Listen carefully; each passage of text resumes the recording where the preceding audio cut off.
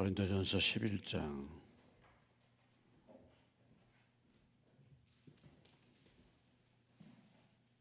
지난번 만찬 예배 관계로 뒷부분부터 먼저 나가는데 앞부분 11장 2절로 16절까지 말씀 보시겠습니다. 11장 2절로 16절까지 말씀입니다. 너희가 모든 일에 나를 기억하고 또 내가 너희에게 전하여 준 대로 그 전통을 너희가 지킴으로 너희를 칭찬하노라.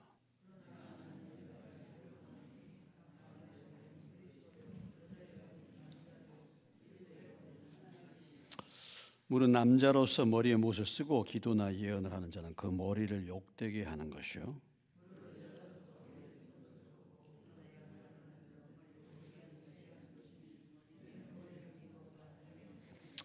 만일 여자가 머리를 가리지 않거든 깎을 것이요 만일 깎거나 미는 것이 여자에게 부끄러움이 되거든 가릴지니라.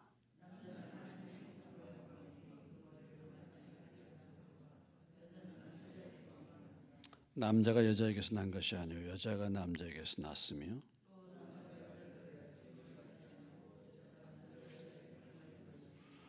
그러므로 여자는 천사들로 말미암아 권세 아래에 있는 표를 그 머리 위에 둘지니라.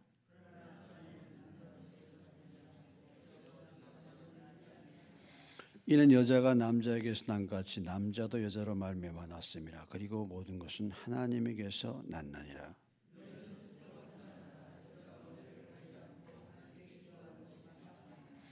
만일 남자에게 긴 머리가 있으면 자기에게 부끄러움이 되는 것을 본성이 너에게 가르치지 아니하느냐?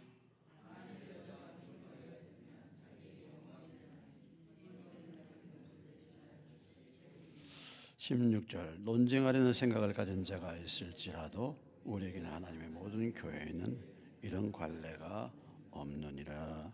아멘.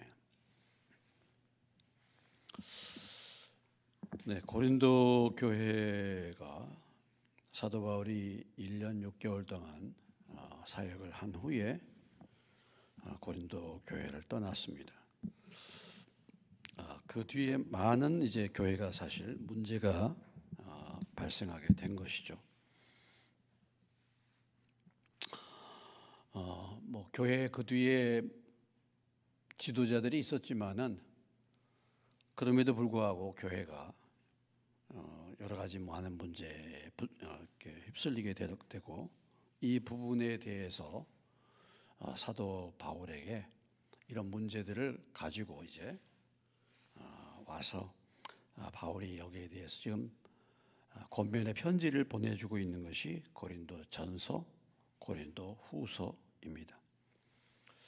원래 4권의 편지를 보냈다 그래요. 근데 2권은 지금 어떻게 된지 전달이 안 되고 2편의 편지만 전달되고 있는데 그 하나가 고린도 전서입니다. 우상의 제물 문제를 어떻게 다룰 것인가를 8장서부터 10장까지 다루고 이제 11장서부터는 오늘 본문에 나오는 머리에 수건 쓰는 문제, 머리를 가리는 겁니다. 머리를 헤드 커버링, 머리를 가리는 문제. 그 다음에 만찬 문제.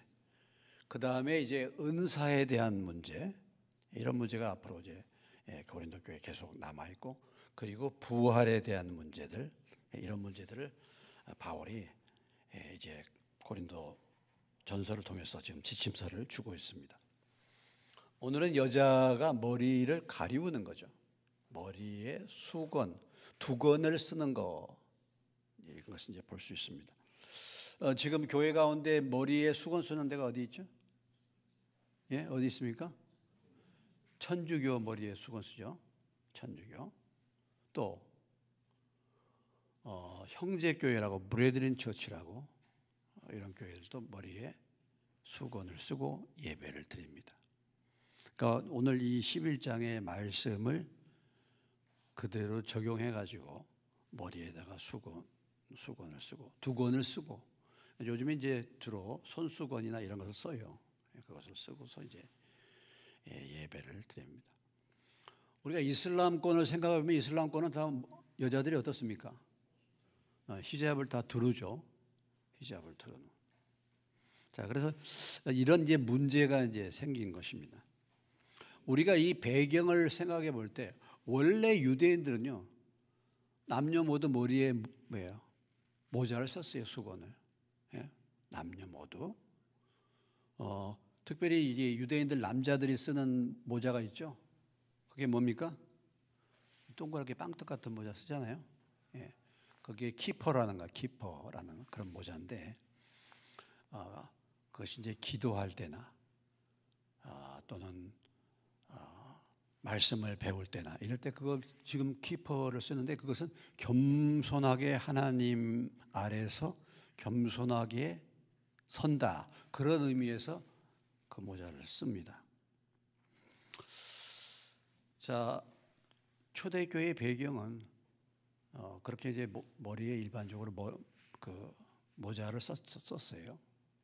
그러면 머리를 그 머리에서 모자를 벗거나 두건을 벗을 때에 그런 여자들은 질이 안 좋은 여자들, 질이 안 좋은 여자들이에요. 질이 안 좋아. 이슬람권 가운데 히잡을 쓰면은 그 율법을 철저하게 준수한 사람들이죠. 그거 안 쓰면은 율법을 잘 안 지키는 부정한 사람들, 이런 그런 의미를 가지고 있었고, 또 특별히 이 고린도 지역은 헬라 지역입니다. 이방 지역이잖아요. 이방 지역에 있어서는 머리에다 수건을 잘 쓰지 않는 자유로운 그런 분위기의 사회였다라는 거죠. 그래서 이 문제를 지금 사도 바울이 다루고 있습니다. 한마디로 무슨 얘기입니까? 남자는 머리에 모자를 쓸 필요 없고 여자는 써라, 이런 얘기잖아요. 그런 이제 얘기입니다. 자, 그러면 언제 머리에 수건을 쓸 것인가? 언제 머리에 수건을 쓸 것인가? 이런 얘기죠. 언제 머리를 덮을 것인가? 이제 2절로부터 6절 사이에 나와 있습니다. 2절로부터 6절 사이에. 자, 2절로부터 6절을 먼저 보겠습니다. 너희가 모든 일에 나를 기억하고 또 내가 너희에게 전하여 준 대로 그 전통을 너희가 지킴으로 너희를 칭찬하노라. 자, 사도 바울이 고린도 교회를 칭찬하고 있네요. 무엇을 칭찬하고 있습니까? 예? 무엇을 칭찬하고 있어요? 모든 일에 사도 바울을 기억하고 사도 바울이 가르쳐준 말씀, 가르쳐준 어떤 전통, 가르쳐준 그 말씀을 그들이 지켰기 때문에 바울이 그들을 칭찬했다, 이런 얘기죠. 칭찬했다. 어떤 경우는 사도 바울이 이렇게 고린도 교회가 문제가 있어도 잘한 일은 칭찬을 하죠. 예. 바울이 가르쳐준 그 말씀을 지키는 부분이 있었다 이거죠. 그러니까 칭찬을 하죠. 11장 22절에 와보세요. 22절에 가보시면 22절 읽겠습니다. 시작. 너희가 먹고 마실 집이 없느냐? 너희가 하나님의 교회를 업신여기고 빈궁하는 자들을 부끄럽게 하느냐? 내가 너희에게 무슨 말하랴? 너희를 칭찬하랴? 이것으로 칭찬하지 않노라. 어떤 경우는 칭찬도 하고 어떤 경우는 칭찬하지 않았다. 어떤 경우는 책망했다. 그죠? 칭찬받을 만한 일은 칭찬하는 것이고 책망을 받을 일은 뭐예요? 책망을 하는 거예요. 무조건 칭찬만 한다. 이것은 아첨이야, 아첨. 무조건 띄워주는 거야. 무조건 띄워주는 거야. 띄워주는 거 좋아하잖아요. 마땅히 얘기해서 책망할 것은 얘기 안 하고 그냥 띄워주기만 합니다. 그것은 합당한 것이 아니죠. 근데 칭찬이 많습니까? 책망이 많습니까, 여러분? 성경 보면 어때요? 지금까지 고린도전서를 읽어오고 있는데 지금 칭찬이 많습니까? 책망이 많습니까? 예? 대부분 다 책망이 많잖아요. 책망이 많잖아요. 여러분, 우리 자신을 한번 살펴보시면은 우리가 하나님 앞에 칭찬받을 일을 많이 했는가, 책망받을 일을 많이 했을까요? 어떻습니까? 잘 모르겠어요. 예? 내가 생각할 때는 항상 칭찬받는 일만 한 것 같아. 그렇죠? 김수미 유사님? 그렇지? 항상 칭찬받을 일만 하는 것 같아. 성경을 잘 보세요. 마음을 다하고 힘을 다하고 성품을 다해 하나님을 사랑하라 그랬는데 벌써 이 말씀부터가 걸려. 이 말씀부터가 걸려. 그러니까 책망받을 일, 성경을 보면 책망받을 일이 훨씬 더 많잖아요. 인생이 말씀 안 듣기 때문에 그런 거잖아요. 아무튼 사도 바울이 말씀을 따라서 행하는 부분에 대해서 칭찬을 해주고 있다라는 거죠. 자, 요한일서로 가봅시다. 우리가 하나님이 가장 기뻐하시고 말씀을 가르치는 자들이 가장 기뻐할 일이 뭔가? 여러분 가장 기뻐할 일이 뭐겠어요? 요한일서 4절 찾으셨습니까? 요한일서 4절 시작. 너희의 자녀 중에 우리 아버지께 받은 계명대로 진리를 행하는 자를 내가 보니 심히 기쁘도다. 하나님께 받은 계명대로 그 말씀을 따라서 사는 것을 보니까, 행하는 것을 보니까 심히 기쁘도다. 요한 3서 4절에도 보세요. 3장 4절에 가면 3서 4절 시작.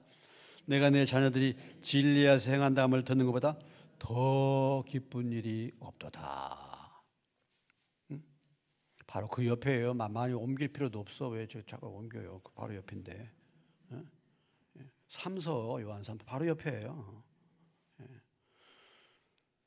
자, 하나님께서 가장 기뻐하신 것이 뭐겠습니까, 여러분? 하나님께서 가장 기뻐하신 일이 뭐겠어요?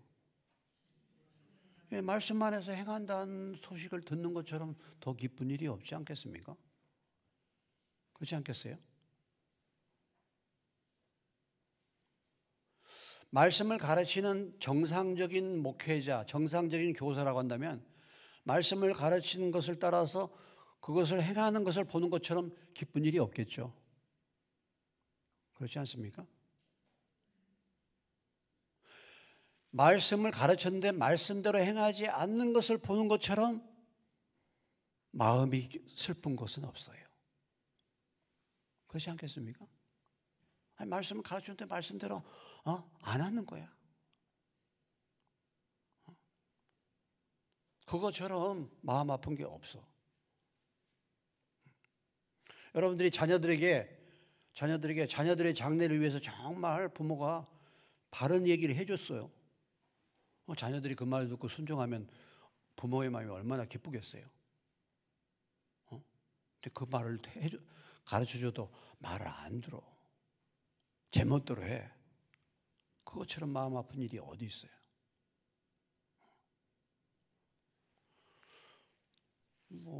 신앙생활에는 간단한 거죠. 사실은요. 하나님이 기뻐하시는 하나님의 말씀을 따라서 행하는 것이 하나님의 기쁨이 되는 거고, 그렇게 사는 것이 신앙생활을 잘하는 거 아니겠습니까? 주님의 기쁨이 되는 거잖아요. 주님의 기쁨. 어쨌든 저도 목회자로서 말씀을 가르치는 사람으로서 입장으로서 여러분이 가르치는 말씀을 따라서 여러분들이 그렇게 산다고 하면은 그것이 사실은 저의 가장 큰 기쁨이 되는 거죠. 교회에서 사례비를 많이 준다. 교회에서 좋은 차를 뽑아주고, 교회에서 뭔 대우를 해주고, 뭔 대우를 해주고. 그거 별로 기쁘면 안 돼요, 전요. 그렇게 해주면 좋기는 좋겠죠. 아니, 그런 거 위해서 제가 목회를 한다고 했으면 뭐 때문에 여기 와서 여태까지 이렇게 살고 있습니까? 그것이 만약 제 기쁨이라고 한다면, 그것을 목표로 삼다고 했으면 뭐 때문에 제가 여기 나와서 여기까지 이 자리까지 왔겠어요? 아니 지금 뭐 60세 이전에 제 후배들도 지금 다 정년퇴직했어. 아, 정년퇴직이 아니라 다 명퇴 다 했어. 옛날에 뭐 선교단체에서 가르쳤던 그 형제들도 다 지금 이제 지금 60 좀 못 된 저기들도 다 은퇴하고 대부분 다 부부교사들인데 340씩 받아. 한 사람당 340이면 둘이면 680을 받더라고. 60세 돼가지고 정년퇴직해가지고 그렇게 산단 말이죠. 근데 뭐 그런 게 부러운 것이고 그런 것이 뭐 기쁨이 되고 뭐 그렇습니까?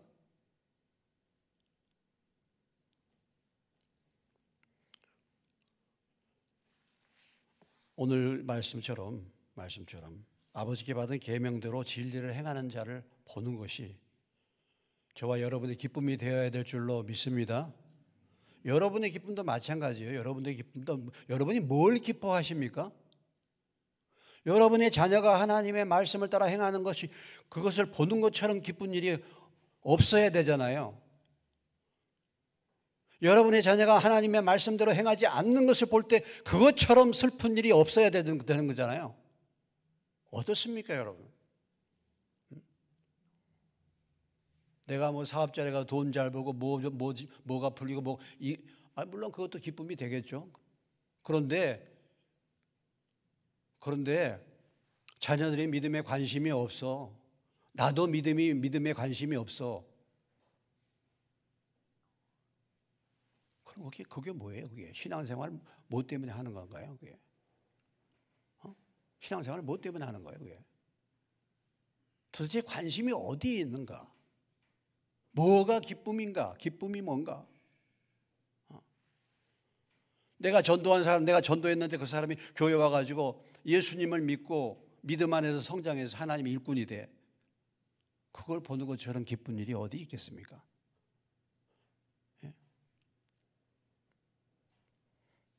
내 인생의 삶에 내가 전도해가지고 내가 그를 믿음으로 기도하면서 양육했는데 그 사람이 믿음이 새로워지고 주의 말씀에 순종하는 사람이 됐다. 이것을 보는 거, 이것이 이제 제자로서의 열매를 따는 거잖아요. 이것을 보는 것처럼 기쁜 일이 어디 있겠습니까? 여러분 그런 걸 경험해 보셨습니까? 예? 경험해 보셨어요, 여러분? 사실은 신앙생활의 초점이 거기에 있어야 되는 거예요. 여러분들이 우리 교회에서 지금 10년, 20년, 30년 생활을 했는데 아직도 옛날이나 지금이나 전혀 별로 변화가 없어. 그것처럼 제게 슬픈 일은 없는 거예요.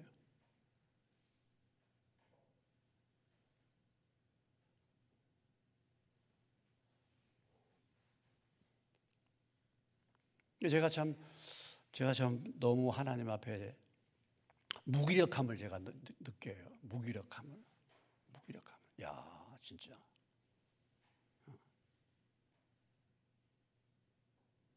정말 한 사람이 세워져 가지고 한 사람 영혼을 전도해 가지고 그들을 믿음으로 세우는 그 한 사람을 키우는 것인데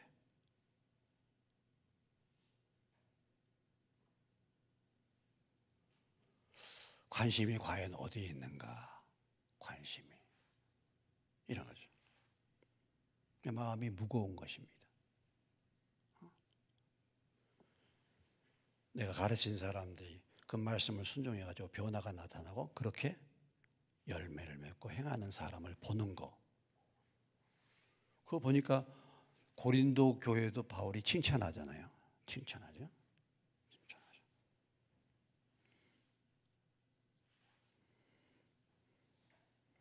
그런 사람은 하나님이 기뻐하시고 그런 사람을 또 뭐예요? 믿음의 사람이 기뻐하시고 목회자의 비유를 잘 맞춰주고 뭐 하면 교통비도 어디 가면 찔러주고 뭐 하고 막 살펴주고 물론 안 하는 것보다 낫겠죠.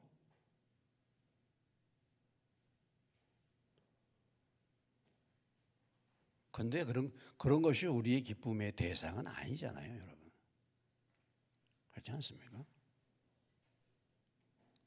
지금 내 남편이 아직도 예수를 안 믿어. 내 자녀들이 믿음이 없어. 우리 형제들이 믿음이 없어. 그런 사람을 전도해가지고 한 사람이 예수 믿으면 얼마나 그것이 기쁨이 됩니까? 그 기쁨의 대상을 그런 데다 두어야 되는 거예요. 근데 관심이 전혀 그런 쪽은 없고 저 세상에만 관심이 있어요. 세상에서 뭘 잘 먹고 뭐가 어떻게 되고 이 세상에만 관심이 있는 거예요. 그러니까 방향이 하나님의 방향과 전혀 다른 거예요. 전혀. 오늘 사도 바울은 내가 전해준 말씀을 따라서 너희가 그걸 지키기 때문에 내가 너희를 칭찬한다. 이렇게 이제 시작이 되죠.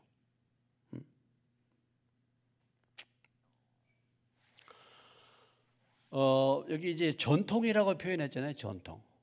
전통이라고 표현했습니다만은 뭐 이게 이제 전통이 하나님의 말씀, 사도 바울이 가르치는 하나님의 말씀이죠. 그런데 우리가 바리새인들도 전통을 가르쳤어요. 전통. 바리새인들이 여기 하나님의 말씀을 따라서 세워진 전통이 있고 바리새인들이 가르친 전통이 있어요. 그런 전통은 따르지 말아야 돼요. 그런 전통은. 자, 여기 이제 마태복음 15장에 가보시면 마태복음 15장으로 가보시겠습니다.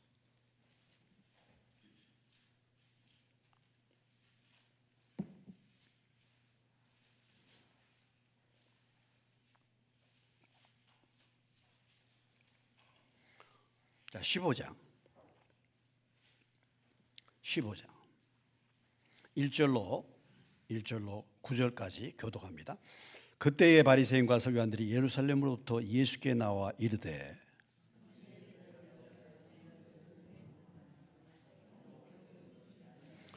대답하여 이르시되 너희는 어찌하여 너희의 전통으로 하나님의 계명을 범하느냐.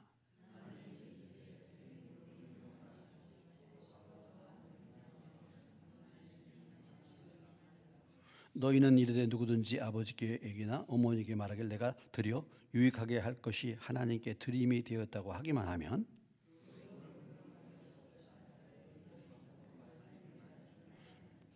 예식하는 자들아 이사야가 너희에게 관하여 잘 예언하였도다. 일러스되 구절을 사람의 계명으로 교훈을 삼아 가르치니 나를 헛되이 경배하는도다 하였느니라 하시고. 자, 하나님의 말씀이 있죠. 떡 먹을 때 손을 씻으라. 이건 위생에 대한 말씀이잖아요. 위생에 대한 말씀. 근데 이것이 완전히 전통이 됐어. 그래가지고 예수님의 제자들이 손을 안 씻고 먹었는지 모르겠어요. 그랬더니 그러니까 이제 전통을 범했다 이렇게 책망하는 거 아니겠습니까?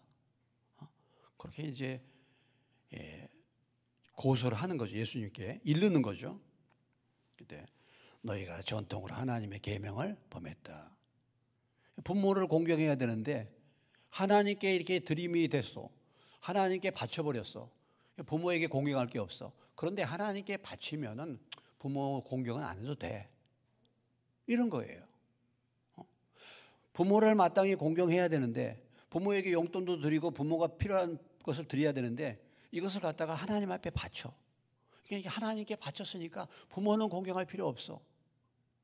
이렇게 되는 것입니다. 그래서 하나님을 섬긴다는 그런 목적으로, 그런 변명으로 부모를 마땅히 공경해야 될 것을 생략해 버리는 거예요. 이것이 사람이 만든 전통으로 하나님의 계명을 업신여긴 것이 되었다. 예수님께서 그렇게 말씀을 하셨습니다. 그러니까 전통이 하나님의 본래의 그 의미를 변경해 버린 거예요. 변경해 버린 거예요. 이런 것이 된 것입니다.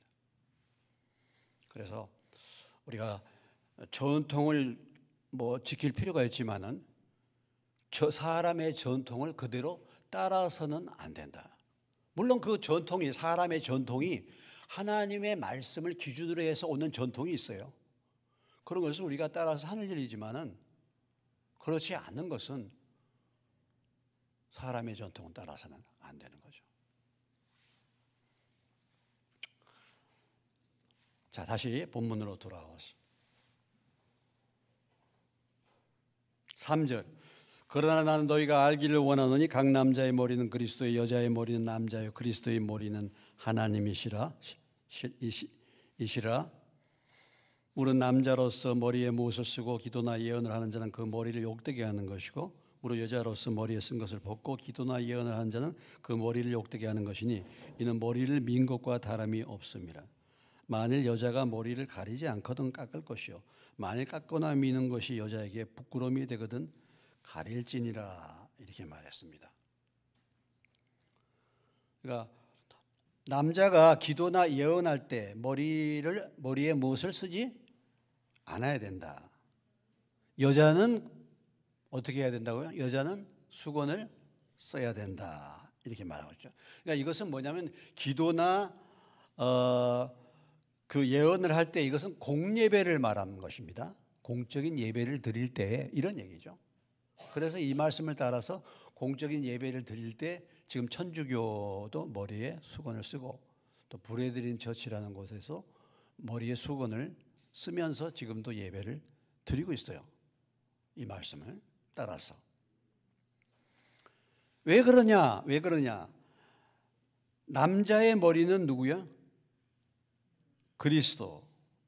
남자의 머리는 그리스도이기 때문에 머리를 쓸 필요가 없어. 남자의 머리는 바로 그리스도이기 때문에. 그리고 여자의 머리는 남자예요.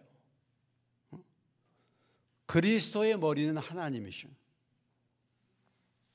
그러니까 남자가 머리에 못을 쓰고 기도나 예언을 하면은 머리를 욕되게 한다. 그리스도를 욕되게 하고 그리스도를 존중하지 않는 태도다. 그것이 여자가 머리에 쓸 것을 벗고 기도나 예언하면 머리를 욕되게 하는 것이고 그것은 머리를 민 것이나 다름이 없다. 이렇게 말하고 있습니다. 그래서 머리를 가리지 않으면 깎아라. 근데 실제적으로 깎아란 말인가 그런 것은 아니고 깎거나 미는 것 자체는 부끄러운 일들입니다. 이 말의 의미는 머리에다가 수건을 써라. 이렇게 말하는 것이죠. 그래서 머리에 여자가 무엇을 쓰지 않는 것은 그 머리가 된 자기의 남편 그리고 그 남편의 머리가 된 그리스도와 하나님을 존중치 않는 태도가 된다라는 것입니다.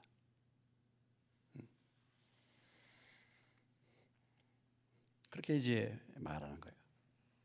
그래서 그것을 갖다가 좀 더 구약적인 배경을 가지고 설명을 해주고 있는 것이 7절로부터 12절까지 말씀입니다.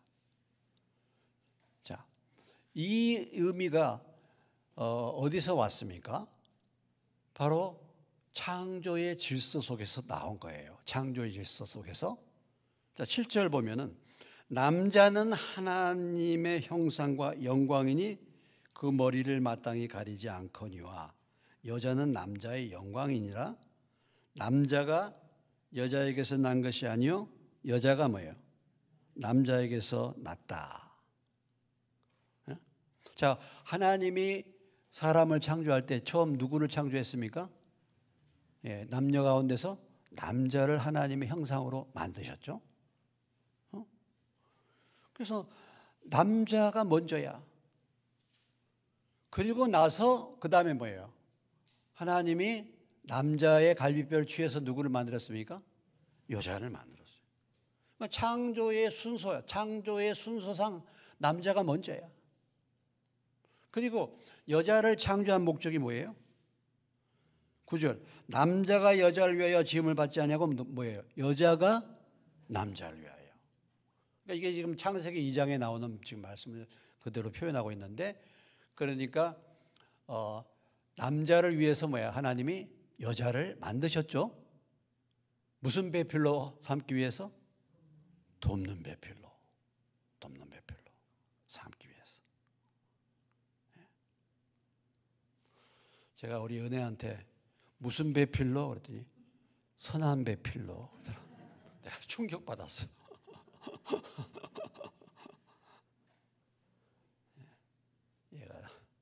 성경을 잘 안 읽는구나. 물론 제가 갑자기 물어봐서 그렇지. 그래도 돕는 배필이 나와야 되는데 선한 배필이래. 야, 이거 안 되겠네. 계속해서 지금 기도합니다. 얘가 뭐 여러 가지 먹을 것에 대해서 많이 관심 갖고 있는데 주여 욥처럼 정한 음식보다도 하나님의 말씀을 사모하게 해 주십시오. 지금 그렇게 기도하고 있는데 태국에 저희들 따라갔다가 지금 치앙마이가요 세계 1위야. 뭐가 1위입니까? 공기가 탁하기로 1위야. 그래서 바깥을 못 나가. 꼼짝을 못해. 잘 됐다. 너 거기 있으면서 성경 일독하고 와라. 제가 이제 그랬어요. 예, 성경 일독하고 와라. 자, 아무튼 남자가 먼저 창조 질서, 그리고 여자를 왜 지었는가? 남자를 돕기 위해서. 그래서 이 말씀은 구약에 지금 구약에 나오는 얘기잖아요. 이 창조의 질서야. 그래서 10절입니다. 읽습니다. 그러므로 여자는 천사들로 말미암아 권세 아래 있는 표를 그 머리 위에 둘지니라. 그러니까 여자가 머리에 수건을 쓰는 것은 무엇을 의미하는 것입니까? 바로 하나님의 질서. 누구 아래에 있다? 남자의 권세 아래. 하나님의 권세 아래. 남자의 권세 아래에 있다는 것을 나타내는 것입니다. 이것을 이제 표시하는 거예요. 그 의미로 머리에다가 수건을 써라고 말씀했다. 이것이 구약에서 가르친 것입니다. 구약에서. 근데 이러한 가르침이 디모데전서 2장에 가보시면 그 뒤에 그 부분에도 연결이 돼가지고 나오고 있어요. 디모데전서 2장에 가보시면은 디모데전서 2장 11절부터 15절까지 봅니다. 자, 2장 11절부터 15절 한 목소리 읽겠습니다. 시작.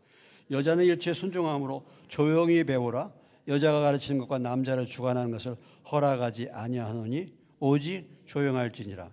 이는 아담이 먼저 지음을 받고 하와가 그 후며 아담이 속은 것이 아니고 여자가 속아 죄에 빠졌습니다. 여자가 권세 아래에서 조용히 해야 될 이유가 뭐냐? 거기에서 두 가지 이유를 대고 있죠. 하나는 뭡니까? 창조의 무엇상? 창조의 질서상. 창조의 순서상 남자가 먼저야. 이게 뭐야? 질서를 무시하지 말라. 질서를. 이걸 무시하지 말라. 우리가 뭐 유교 문화다 그러지만 질서가 있잖아요. 어른과 아이가 있잖아요. 어른이 먼저죠. 원래는. 근데 이제 문화가 갈수록 하는데 성경적인 것은 사실 그런 질서가 있어야 되는 거예요. 권위가 있어야 되죠. 그러니까 이제 창조의 질서상 아담이 먼저야. 또 한 가지 여기서 나온 것은 뭡니까? 누가 속임을 당했어?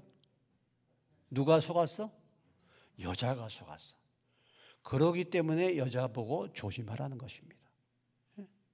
여자 보고. 여자가 참 중요한 거예요. 남자보다도 누가 더 중요해요? 여자가 더 중요해요. 여러분 자부심을 가지시기 바랍니다. 여자들이. 왜 중요해? 집안을 말아먹기 쉬운 사람들이에요. 여자가 집안에 서면은 집안이 서요. 여자가 어때? 여자가 질서가 없고 여자가 믿음이 없으면 집안이 서지를 못해. 왜? 하와가 벌써 죄를 먼저 지었거든. 그렇기 때문에 교회에서 조용히 해라 하는 거예요. 지금 이게 그 질서상. 그래서 말하는 것입니다. 그래서 오늘 사도 바울도 이 구약의 지금 하나님의 창조의 원리를 가지고 머리에 수건을 써야 될 의미를 설명해 주고 있는 거예요. 그런데 그것으로만 그치는 게 아닙니다. 그런데 그것으로만 그치는 게 아니고 11절로 12절이 있어요. 다시 11장 11절 12절로 와서 같이 읽습니다. 그러나 주 안에는 남자 없이 여자만 있지 않고 여자 없이 남자만 있지 아니하니라. 이는 여자가 남자에게서 난 것 같이 남자도 여자로 말미암아 났음이라. 그리고 모든 것은 하나님께서 났느니라.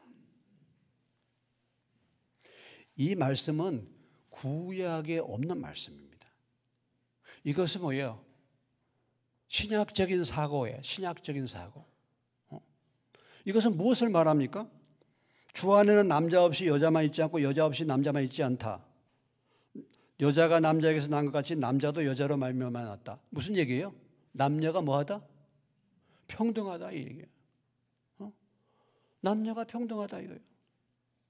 원래 구약적인 성경적인 적에는 여자가 질서상이나 모든 부분에서 권세 아래에 있습니다. 한 단계 낮은 단계예요. 그렇기 때문에 이런 문화권에 있는 것은 다 보면은 뭐 이슬람도 그렇고 옛날 우리나라 전통도 그렇고 다 여자들 뭐예요? 우리나라도 유교에서도 이름도 없잖아. 성만 있잖아. 다 여자들 다 한 단계 낮춰. 그런데 오늘 이 11절로 12절의 말씀은 굉장히 혁신적인 말씀이에요. 무엇을 말하는 것입니까? 남자와 여자가 무엇하다고요? 평등하다. 평등하다. 이것이 우리가 알고 있는 에베소서 5장의 가르침이잖아요. 에베소서 5장에 가보시면은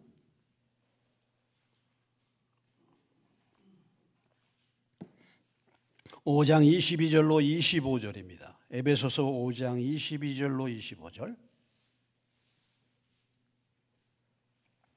자, 22절로 25절. 아내들이여 자기 남편에게 복종하기를 주께 하라. 그리스도께서 교회의 머리 된 것 같음이니 그가 바로 몸의 구주시니라. 그러므로 교회가 그리스도께 하듯 아내들도 범사에 자기 남편에게 복종할지니라.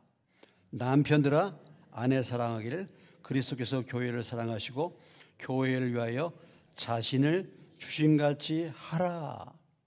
여기서 22절로 24절까지만 보면은 4절까지만 보면은 남편이 아내의 머리됨만 강조하고 그러기 때문에 아내는 남편에게 마땅히 복종해라. 이런 말씀만 받을 수 있어요. 이게 구약적인 부분이에요. 그런데 25절이 신약에는 추가가 됐어. 무슨 말씀이에요? 남편들아 아내 사랑하기를 그리스도께서 교회를 사랑하시고 그 교회를 위하여 자신을 주신같이 하라. 이건 무엇을 의미합니까? 남편이나 아내나 평등하다 이거예요. 평등하다. 동일한 것을 말해주고 있는 거죠. 어떤 열등한 존재들이 아니다 이거죠. 단지 질서상. 그래서 사도 바울이 지금 구약적인 가르침을 하면서도 구약의 가르침이 여자가 머리에 수건 쓰는 것을 당연시하는 것을 지금 입증한다 이렇게 말하고 있으면서도 보충하는 것입니다. 신약적인 가르침, 주 안에서 모두가 평등하다. 평등하다.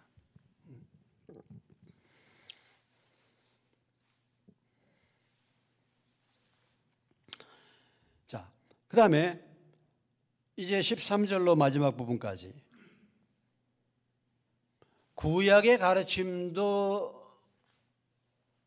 수건 쓰는 것을 입증할 뿐만 아니라 본성적으로도 그것이 맞다 이거예요. 본성적으로도 무엇입니까? 13절로부터 보시면 너희는 스스로 판단하라. 여자가 머리를 가리지 않고 하나님께 기도하는 것이 마땅하냐?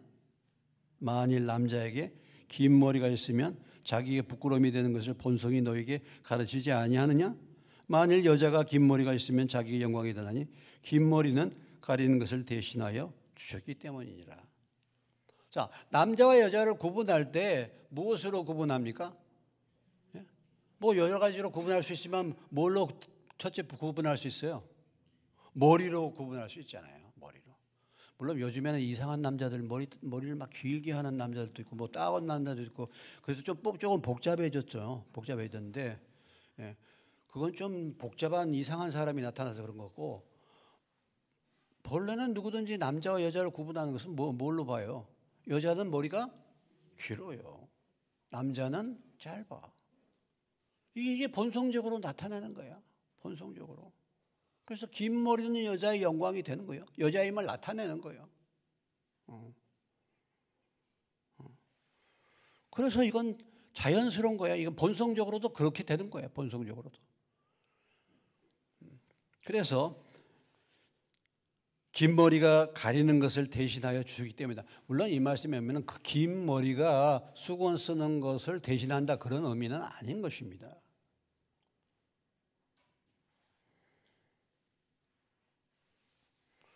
여자의 긴 머리고 남자의 짧은 머리는 자연스러운 것이 남녀의 특징을 나타내는 것이죠.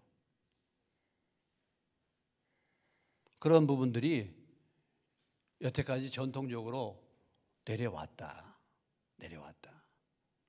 그래서 이 고린도 교회에 특별히 예배를 드릴 때 머리에다가 여자들은 수건을 쓰는 것이 마땅하다. 이것을 이제 가르치고 있는 것입니다.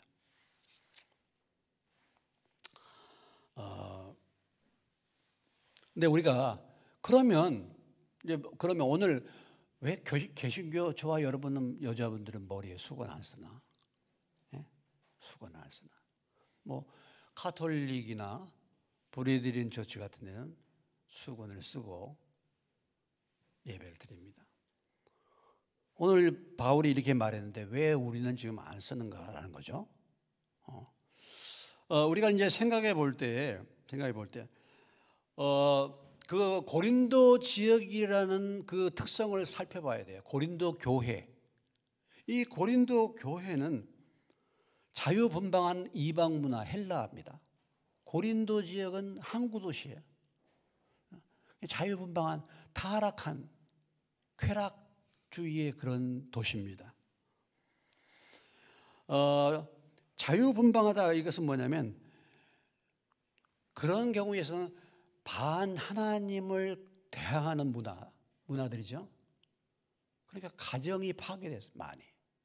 고린도 교회가 여러 가지 심각한 그런 타락한 문제들이 발생하고 그것은 가정이 그만큼 깨졌다는 것입니다. 가정이 깨졌다는 것은 무엇을 말합니까?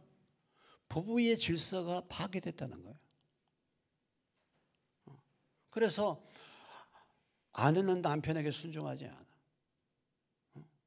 이런 일들이 가정에 파괴된 가정들을 보면 그런 것이 강하죠. 강하죠. 그래서 특별히 이 고린도 교회 이것을 사도 바울이 강조하고 있다. 교육의 목적상 공적 예배에 수건을 쓰는 이 예배를 통해서 이것을 통해서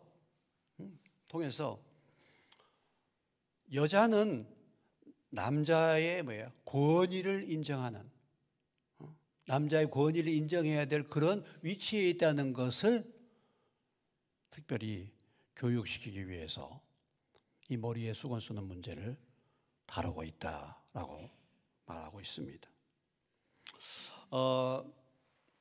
오늘날 이제 이 말씀이 지금 이 말씀을 행하는 교회 카톨릭이나 그 브레드린 같은 데는 이것을 지금도 행하고 있는데 그런 교회가 있는가 하면 지금 이제 개신교는 거의 그렇게 하지 않고 있죠.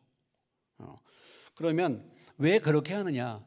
이런 부분이 과연 절대적인 하나님의 명령이냐라는 거죠.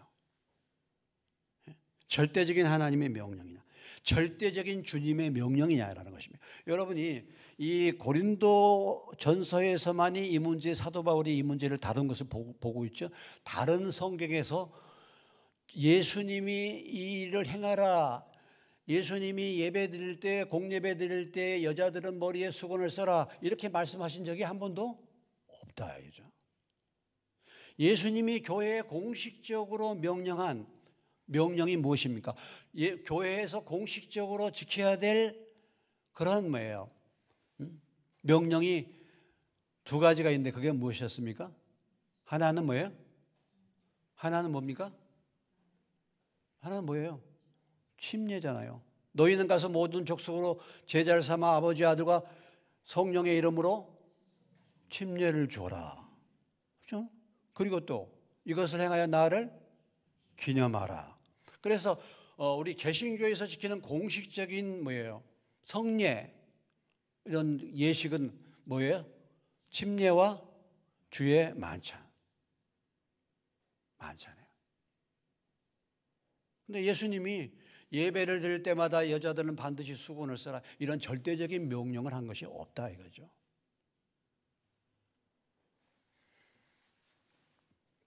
그래서 개신교에서는 이 두 가지 이식만 행하고 머리에 수건을 쓰지는 않습니다. 물론 이런 부분이 필요하면 쓸 수도 있는 거죠. 그렇게 한 교회가 뭡니까? 카톨릭이나 그 외에 브레드린이라는 교회에서 그것을 행하고 있습니다. 지금도 그렇게 행하고 있어요. 그런데 이것을 과연 절대적인 하나님의 명령으로 보느냐, 아니면 이것이 시대나 문화나 어떤 그런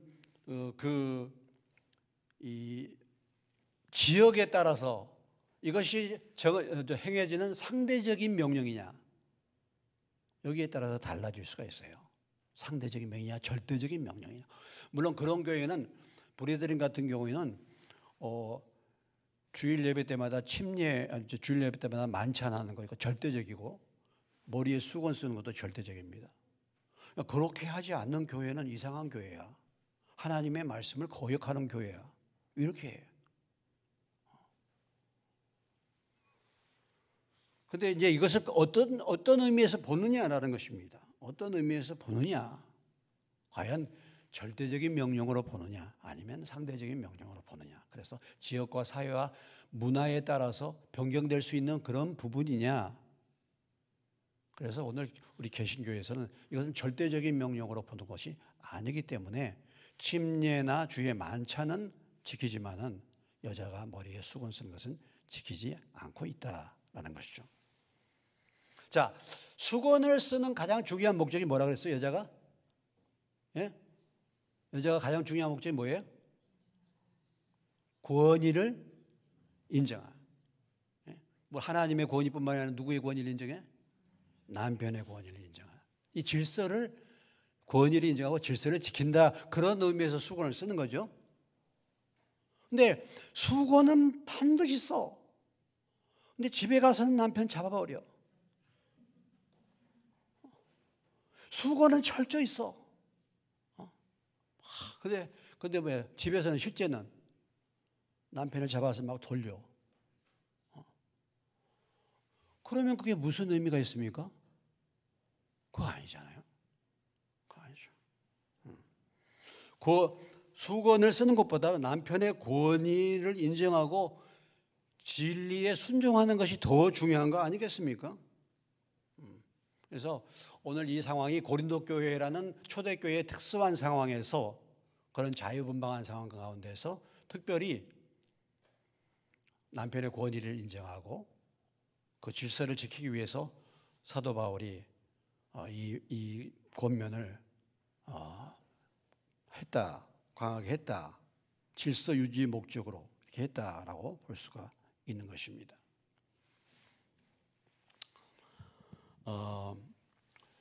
여러분, 우리 한국 교회의 전통이 있습니다. 한국 교회의 전통이 무엇입니까? 좋은 전통이 있죠. 뭐예요? 여러 가지 있겠죠. 한국 교회 전통. 새벽 기도. 자, 우리가 새벽 기도합니다. 그러면 우리가 새벽 기도를 하는 건 새벽 기도하는 게 뭐 잘못된 게 아니죠. 좋은 것이죠. 하나님과 교제하기 위해서 우리가 새벽에 기도합니다. 그런데 반드시 새벽 기도를 드려야 합니다, 여러분. 그럼 어떻게 되겠어요? 예? 곤란한 거예요, 이건. 물론 우리가 하나님과 교제하기 위해서 하루의 일을 시작하기 전에 아침의 첫 시간을 확보하기 위해서 새벽에 주님을 만나고 말씀을 듣고 기도하는 것이 좋은 것이죠. 바쁘고 분주한 시절에 뭐 그렇게 새벽을 깨워서 하지 않으면은 주님과 교통할 시간이 마땅치 않기 때문에 그 부분은 좋은 것입니다. 그런데 반드시 새벽 기도를 해야 된다. 모든 교회는 이러다면 어떻게 되겠습니까? 예? 새벽 기도를 드리지 않는 사람들은 믿음이 타락한 사람들이야. 문제될 수 있잖아요. 난 새벽 기도를 하기 때문에 난 믿음이 좋아. 그렇습니까, 여러분? 그런 건 아니에요. 부산에 우리 침례교회, 영안침례교회라고 유명한 교회입니다. 한 800명 정도 모이는가, 1000명 정도 모이는가. 거기는 새벽 기도를 안 해요, 또. 얼마나 좋아. 목사님도 안 해. 근데 그 교회는 다음 어떻게 해요? 아침 큐티를 해. 아침 큐티를. 모든 성도들이 다 본문 말씀 이렇게 해가지고 아침 큐티를 철저히 훈련받아서 아침마다 하루 시작하기 전에 큐티를 합니다. 많은 미국 교회가 또 그래요. 그러면 그 새벽 기도 하지 않는 모든 교회는 다 잘못된 교회인가? 그건 아니죠. 물론 여러분 새벽 기도가 잘못됐다는 것도 아니고 새벽 기도가 중요한 것이죠. 이거 하나의 전통이죠. 이런 전통은 뭐야? 아름다운 전통이니까 이어가면 좋겠죠. 그런데 그것을 일괄적으로 어떤 상대적인 그런 부분들을 일괄적으로 이렇게 한단 말이에요. 우리가 저녁 기도하는데 모든 사람들은 다 저녁에 나와. 이것도 그런 거 아니겠어요? 절대적인 것 외에는 다 뭐예요? 그걸 장려도 하고 권면도 하지만 그것이 절대적인 계명이 되는 것은 아니다라는 것이죠. 적용할 때 있어서. 그래서 오늘 그 개신교회에서 우리가 머리에 수건 쓰는 부분들을 바로 그런 의미에서 개신교회에서 하지 않고 있습니다. 않고 있어요. 자, 그리고 14장에 가보시면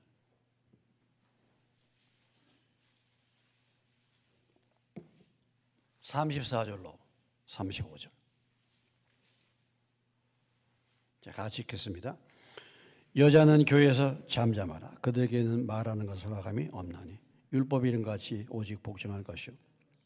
만일 무엇을 배우려거든 집에서 자기 남편에게 물을지니 여자가 교회에서 말하는 것은 부끄러운 것이니라. 오늘 이 말씀 어떻게 생각하십니까? 이 말씀을 그대로 적용하면 교회에서 말해서는 안 돼요.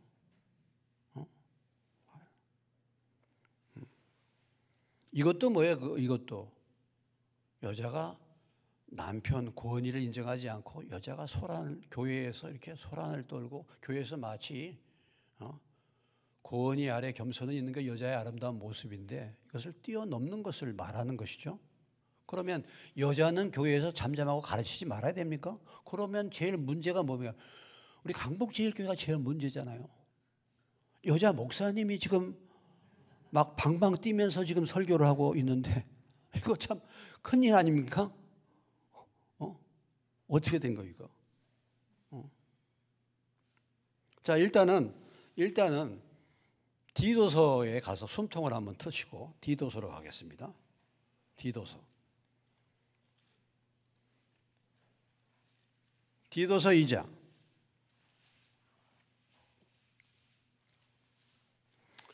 자, 디도서 2장 3절로 4절입니다. 3절로 4절. 348페이지 9페이지 시작. 늙은 여자로는 이와 같이 행실이 거룩하며 모함하지 말며 많은 술의 종이 되지 않으며 선한 것을 가르친 자들이 되고 그들로 뭐예요? 젊은 여자들을 교훈하되 그 남편과 자녀를 사랑하며 신중하며 순전하여 집안일을 하게 선하며 자기 남편에 복종하게 하라. 이런 거 나이 든 여자들은 젊은 여자들에게 뭐예요? 가정생활 어떻게 할 것을 뭐 하라고 했습니까? 뭐라고 했어요? 가르쳐라. 자, 일단은 여자들에게 있어서는 누구를 가르쳐? 여자들, 젊은 여자들, 특히 나이 든 여자들, 경험이 많은 여자들 어떻게 가정생활을 해야 할 것을 가르쳐줘라. 이렇게 지금 말하고 있는 것이죠. 자, 그런데 뭐 남자를 가르쳐서는 안 되는가? 뭐 가정에서 자기 자녀들을 갖다가 말씀으로 잘 가르쳐가지고 일꾼 만든 사람들 있죠. 여자가, 어머니들. 외조모 로이스가 유니게를 가르쳤고, 유니게가 누구를 가르쳤습니까? 디모데를 가르쳐서 하나님의 일꾼으로 삼았습니다.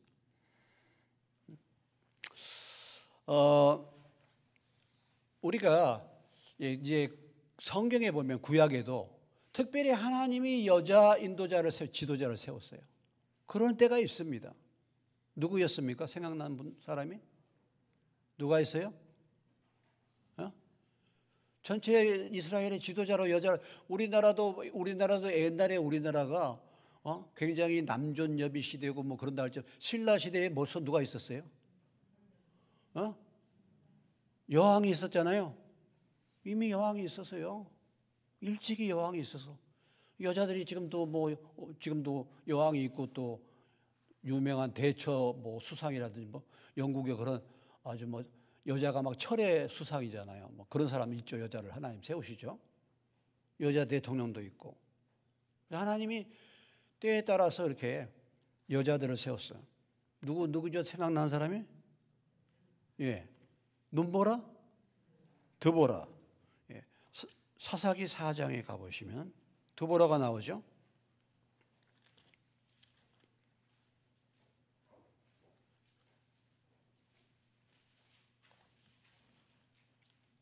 자, 사사기 4장에 가보십시다. 드보라가 어떤 일을 했는가. 자, 4장 4절에 보시면은 찾으셨죠? 300. 그때 라피돗의 아내 누구야? 여선지자 드보라가 이스라엘의 뭐예요? 사사가 되었다. 그러니까 이스라엘의 그 일반적으로 12사사라 그러잖아요. 예? 온니엘, 에어, 삼갈, 드보라, 기드온과 돌라야, 입다와 입산, 엘론과 압돈, 삼손까지 12사사고 더 연장하면 엘리와 사무엘까지가 이제 사사 시대인데 그 기드온과 드보라, 기드온과 돌라와 야엘, 그 전에 드보라, 온니엘과 에올, 삼갈 다음에 드보라. 지난주 우리가 삼갈의 말씀드린 그 다음에 드보라요. 하나님이 이 드보라를 세워가지고 사사가 됐단 말이죠. 그래서 드보라가 명령 내리지 않습니까? 드보라가 하는 일이 뭐냐면 이스라엘 자손을 재판했어요. 여자 선지자가 다 판결을 내고 그리고 또 드보라가 바락 사람을 보내가지고 바락을 불러가지고 앞으로 전쟁이 일할 때 너가 앞장서 나가라 이렇게 다 지시를 했죠. 드보라가. 그래서 이스라엘 백성들을 구원하는 사사로 하나님이 드보라를 사용하셨다. 열왕기하 22장에 가보시면은 또한 하나님이 그때 여자들을 사용한 부분들이 있지만은 자, 사도행전 22장 열왕기하 22장 13절에 가보시면은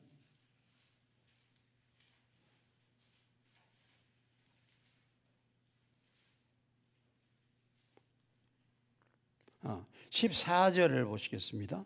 14절 시작. 이에 제사장 hil기야와 또 아히감과 악볼과 사방과 아사야가 누구에게? 여선지 훌다에게로 나가니 그는 하라스의 손자 디가의 아들로서 예복을 주관하는 살룸의 아내 예루살렘 둘째 구역에 거주하였다. 그들이 그와 더불어 말하며 훌다가 그들에게 이르되 하나님의 말씀을 가르쳐주죠. 이스라엘 하나님 여호와의 말씀이 너희는 너희를 내게 보낸 사람에게 말하기를 여호와의 말씀이 내가 이곳과 그 주민에게 재앙을 내린다. 그러니까 그 당시에 유명한 사람들 제사장 hil기야와 아히감 이런 모든 사람들이 누구를 찾아갔어요? 훌다를 찾아가가지고 어떻게 해야 될 것인가를 지금 물어보는 거예요. 훌다가 가르치는 거예요. 하나님이 이렇게 그때그때 필요에 따라서 여자로서 지도자를 세워서 이렇게 일을 행할 때가 있었다라는 것입니다. 있었다. 그러나 그러나 기본적인 진리는 무엇입니까? 기본적인 진리는 핵심은 뭐예요? 여자는 뭐예요? 여자의 머리는 누구라? 남자다. 그래서 두보라도 그렇고 훌다도 그렇고 다 아내들 아닙니까? 훌다가 아무리 뭐 예언하고 뭐 두보라 그래도 일단은 뭐예요? 누구의 권위에 순종해야 돼요? 남편의 권위에 순종해야죠. 기본이 그거라 이거죠. 특별한 스페셜 케이스, 특별한 경우가 있지만 일반적인 기준은 모든 여자는 남자의 권세 아래에 있는 거야. 물론 우리 모두가 하나님의 권세 아래에 있지만 이것을 인정하는 것입니다. 이것이 머리에다가 수건을 쓰는 문제였다라는 것을 우리가 기억해야 할 것입니다. 요즘 세상이 갈수록 뭐예요? 여자가 파워가 많아지는 세상이죠. 그렇죠? 세상은 여성 파워가 정말 대단해 가고 있습니다. 여자들이. 그래서 뭐 여자들도 이제 침례교회에서는 여자들 목사 안수를 3년 전인가부터 시작됐는데 지금도 이 말씀에 의지해서 여자 목사 안수를 안 주는 교단이 있습니다. 합동측은 지금도 안 줘요. 통합이나 감리교, 순복음 오래전부터 다 여자 목사 안수를 줬는데 안 주고 침례교회도 3년 전에 비로소 목사 안수를 주게 됐어요. 이런 이제 말씀들이 있어가지고 이제 여자가 교회에서 가르치는 그런 부분들을 말했는데 문제는 하나님이 부르셔서 그런 일꾼으로 그런 은사로 세웠느냐가 문제예요. 세웠느냐가. 그러니까 드보라라든지 훌다라든지 그렇게 말씀의 사역자로 하나님이 불러 세웠냐. 그것이 아니고 여자들이 그냥 막 나가서 우후죽순으로 목회자가 되겠다. 이렇게 하는 것도 문제가 될 수가 있는 것입니다. 그렇죠. 그래서 여자의 힘이 갈수록 파워가 강해지고 있는 세상에서 우리가 하나님의 말씀의 기준은 뭐예요? 머리에다가 수건을 쓰는 것. 그 의미가 뭐라 그랬죠? 예, 권위와 질서를 유지하는 것. 권위를 인정하고 겸손하게 뭐예요? 순종하는 것이 여자의 가장 아름다운 덕이다라는 거죠. 그래서 옛날에는 남존여비라고 그랬죠. 남자는 존중을 받아야 되고 여자는 비천한 존재 이렇게 했는데 남존여비는 남자의 존재는 여자로 인해서 비참해진다. 그게 요즘 시대의 구호로 바뀐 거 아니겠습니까? 그게 아니고 그리스도 안에서는 남자나 여자나 평등한 것이지만은 질서상 그렇다. 이것을 오늘 머리에 수건 쓰는 문제를 통해서 우리에게 다시 한번 말씀해 주고 있습니다. 그래서 이런 이제 특별한 경우에 하나님이 여자를 하나님의 일꾼으로 세울 때가 있었다는 것을 기억하고 하지만은 그러나 이 원리와 원칙은 계속해서 변함이 없다는 것을 우리가 인정해야 되겠죠. 그래서 여러분도 가정에서 무슨 일을 하든지 특별히 자매님들은 남편과 잘 상의하고 또 남편을 움직이려고 하려면 여러분들이 먼저 기도하면서 겸손하게 섬기면서 그래서 남편의 동의를 구하고 이렇게 할 수 있는 지혜로운 여인들이 되시기를 주님의 이름으로 축원합니다. 네.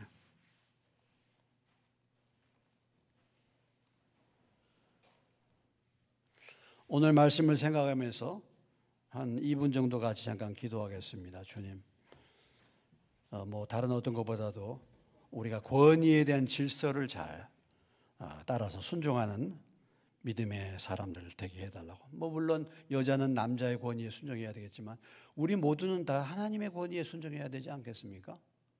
그런 부분에서 늘 순종하는 자가 되게 해달라고. 그래서 아름다운 권위와 질서가 유지되는 가정, 교회가 될 수 있도록 우리 2분간만 같이 기도하겠습니다.